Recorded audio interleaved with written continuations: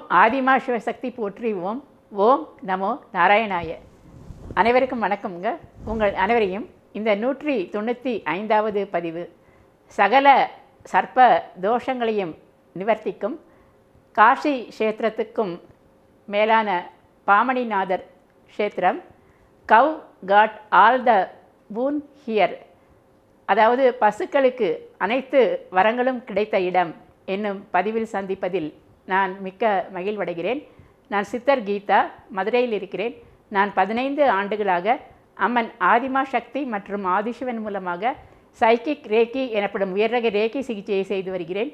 செய்வது அனைத்தும் அம்மன் தான். சித்தர் என்று கூறப்படுவதும் அவர்கள்தான். நான் அவர்களின் கருவியாவேன். எவ்வாறு செய்து வருகிறேன் என்பதை அறிமுக விளக்கம் என்ற குறு வீடியோ மற்றும் ஆரம்பகால பதிவுகளில் நீங்கள் பார்த்து தெரிந்து கொள்ளலாம். குமுதம் பக்தி மற்றும் ஆன்மீகம் இதழ்களில் குணப்படுத்திய வியாதிகள் மற்றும் சைக்கிக் ரேக்கி பற்றிய விவரங்கள் விளம்பரங்களில் தொடர்ந்து வந்து கொண்டுள்ளன. இப்போது நாம் பதிவுக்குள் செல்வோம்.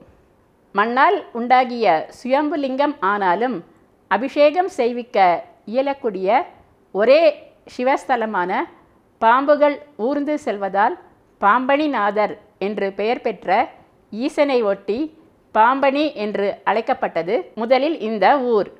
பின்னர் அதுவே பாமணி என்று பெயர் மருவ பெற்றது.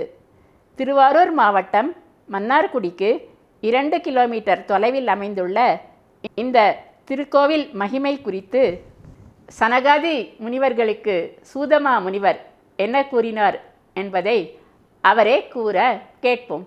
முன்னொரு காலத்தில் நைமிசாரண்யத்தில் சனகாதி முனிவர்கள் துவாத சவார்ஷிகம் என்ற மா யாகத்தை செய்து கொண்டிருந்த போது சூதமா முனிவர் அங்கு வருகிறார். அவரிடம் இந்த கால சர்ப்ப தோஷ நிவர்த்தி தரும் புனித தலமான பாமணி பற்றி கூறுமாறு முனிவர்கள் கேட்க ஸ்ரீ சூத முனிவரும் மிக்க சந்தோஷத்துடன் இந்த நாகேஸ்வர க்ஷேத்திர வைபவம் பற்றி கூறுகிறார்.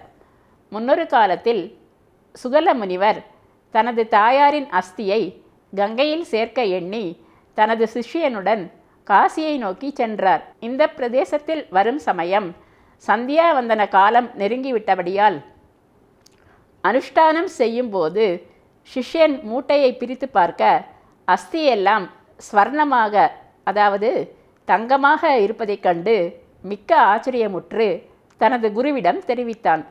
சுகல முனிவர் மிக்க சந்தோஷம் கொண்டு இந்த இடம் காசியை விட சிறந்தது என்ற அசரீரி கேட்க தனது தாயாரின் அஸ்தியை இந்த காட்டில் உள்ள தடாகத்தில் கரைத்து தென்கரையில் விசாலாட்சி சமேத விஸ்வேஸ்வரரை பிரதிஷ்டை செய்து ஒரு ஆசிரமமும் அமைத்து ஒரு பசுவையும் வளர்த்து கொண்டு சிஷ்யனுடன் வசித்து வந்தார். ஒரு நாள் அப்பசுவானது மேய்ந்து கொண்டிருந்தபோது அவ்விடம் ஒரு புற்றை கண்டது. அப்புற்றிடம் பசுவுக்கு ஈசுவாம்சம் தெரிய பக்தி பரவசத்துடன் இறைவனை நினைந்து வேண்டி நாள்தோறும் அப்புற்றிலேயே பாலை சொரிந்து வந்தது. தனக்கு பஞ்சகவியங்கள் கிடைக்காததை எண்ணி சுகல முனிவர் இதனை மறைந்திருந்து கவனிக்கிறார். சுகல முனிவர் மிக்க ஆத்திரமடைந்து பசுவை அடித்து துன்புறுத்த அதை பொறுக்க மாட்டாத பசு, ஹே பரமேஸ்வரா, உன்னை நினைத்து பாலாபிஷேகம் செய்த எனக்கு இதுவா தண்டனை என்று அலறி சினம் கொண்டு புற்றை தன் கொம்பினால் முட்டிவிட்டு பக்கத்தில் உள்ள தடாகத்தில் வீழ்ந்து உயிரை மாய்த்து கொண்டது. அந்த புற்றிலிருந்து இறைவன் வெளிவந்து பசுவை மீண்டும் உயிர்ப்பித்து கல்யாண திருக்கோலத்துடன் தேவர்கள் குடும்ப சகிதம் காட்சியளித்து மகிஷம், நந்தா, பத்ரா, சுமனா, சுபத்ரா என்ற 5 வகையான அதன் சந்ததிகள் தர்மஸ்வரூபமாக உலகத்தில் விருத்தியடையவும் அதன் பஞ்சகவியமும் காரோசனமும் யாகம் செய்வோருக்கும் புனித காரியங்களுக்கும் பயன்படவும் 30 முக்கோடி தேவர்களும் அதன் சரீரத்தில் அடங்கி உலகத்தில் சஞ்சரிக்கும்படியும் வரம் அளித்தார். அதன் வழி வந்ததே காமதேனு பரம்பரை ஆகும் என்று கூறிய சூதமா முனிவர் இவ்விடத்தின் மகிமையை இன்னும் கேளுங்கள் என்று மேலும் கூற துவங்கினார். பசுவால் முட்டப்பட்டதால் 3 துண்டங்களாக உடைந்த இச்சிவலிங்கம் பின்னர் செப்புத்தகட்டால் இணைக்கப்பட்டு ஆன்றோரால் வழிபடப்பட்டது. அப்போது வாயு பகவானுடன் தனக்கு யார் பெரியவர் என்ற சண்டையில் தோல்வி நேரிட்டதோடு அல்லாமல் தோஷமும் பீடிக்க வருந்திய 1000 தலை கொண்ட பாம்புகளின் தலைவனான ஆதிசேஷன் தம் இருப்பிடமான பாதாள லோகத்தை விட்டு இங்கு வந்தார். ஆகவே இவ்வூர் பாதாளீச்சரம் என்று அதன் பின்னர் அழைக்கப் பெற்றது. வரும்போது நாக உருவத்தில் வராமல் தனஞ்சய முனிவர் என்ற பெயருடன் ரிஷி உரு கொண்டு காலால் நடந்து வந்தார். இந்த இடம் வந்தவுடன் நடக்கக்கூட இயலாதபடி எங்கும் லிங்கங்களாக தோன்றி அவரை முன்னேற விடாமல் தடுத்தன. தோஷ நிவர்த்தி அத்தனை சுலபமாக கிட்டிவிடுமா என்ன? பரீட்சையில் தேர வேண்டாமா? உடனே ஆதிசேஷன் சமயோசிதமாக பாம்பூரி எடுத்து கீழ்பாகம் பாம்பாகவும் மேல்பாகம் கைகூப்பி தொழும் வண்ணம் முனிவர் உருவமாகவும் மாறி ஈசனை தொட்டு வணங்கினார். மனமகிழ்ந்த பாம்பணிநாதரும் ஆதிசேஷனை இதே உருவத்துடன் இங்கு நிலை கொண்டு தனது பக்தர்களுக்கு கால சர்ப்ப தோஷ நிவர்த்தியும் ராகுகேது பரிகாரம் பலனளிக்க செய்யவும் ஆணை இட்டார். அவ்வாறே ஆதிசேஷன் இங்கே தனி சன்னதி கொண்டு அருள் பாலித்து வருகிறார். அனந்தன், வாசுகி, தஷகன், கார்கோடகன், சங்கபாலன், குலிகன், பத்மன், மகாபத்மன் என்ற அஷ்டநாகங்களுக்கும் ராகுகேது கிரகங்களுக்கும் ஆதிசேஷன் தலைவர் ஆதலால் இவ்விடத்தில் முறைப்படி பூஜை, யாகம், சகல சர்ப்பதோஷ நிவர்த்தியும் கிட்டுகிறது என்று சூதமா முனிவர் சனகாதி முனிவர்களுக்கு க்ஷேத்திர மகிமை குறித்து உரைத்தார். இக்கோவிலுக்குள்ளே இறைவன் சன்னதி முன் கணக்கற்ற ஹோமங்களும் யாகங்களும் பரிகார பூஜைகள் என்று பலவும் ஆதிசேஷன் சன்னதி முன் சிறப்பாக நடத்த பெற்று வருகின்றன. இந்த யாக வீடியோவை சிறிது நேரம் பாருங்கள்.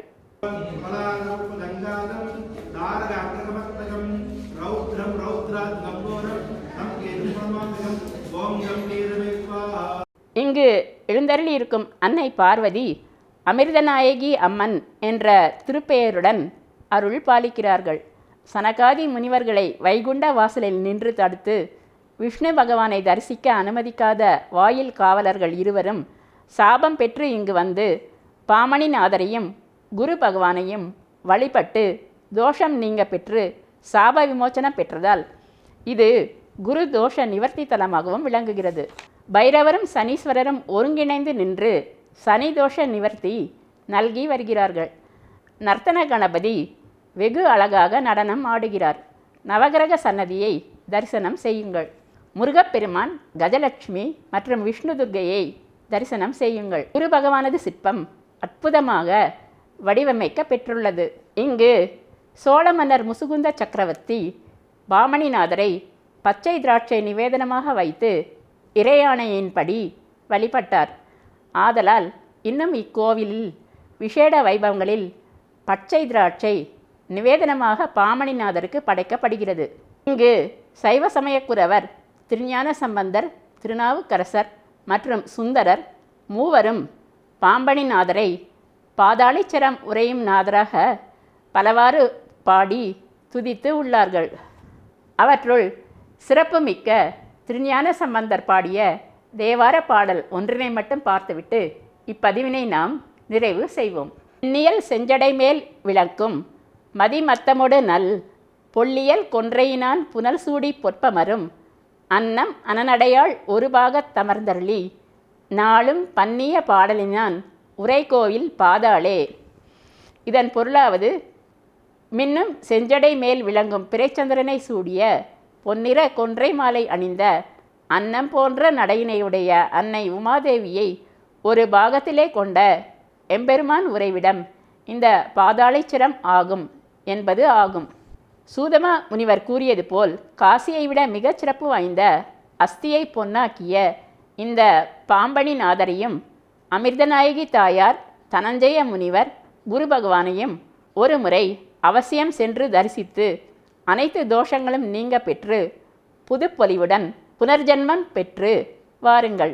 பாமணிநாதர் புகழ் வாழ்க, அன்னை அமிர்தநாயகி தாயார் புகழ் ஓங்குக. இப்பதிவினை இத்துடன் நாம் நிறைவு செய்து கொள்வோம். சப்ஸ்கிரைப் செய்யாதவர்கள் அவசியம் செய்யுமாறு கேட்டுக்கொள்கிறேன். மேலும் கேஸ் விஷயமாக என்னை சந்திக்க விரும்புவார்கள் கீழே வரும் தொலைபேசி எண் 0452420851 என்ற தொலைபேசி எண்ணில் தொடர்பு கொள்ளுமாறு கேட்டுக்கொள்கிறேன். லைக்கும் போட்டு உற்சாகப்படுத்தலாம். கமெண்ட்ஸிலும் தங்கள் கருத்தினை தெரிவிக்கலாம். இதுவரை பொறுமையாக பார்த்த உங்கள் அனைவருக்கும் எனது மனமார்ந்த நன்றிகள். வணக்கம்.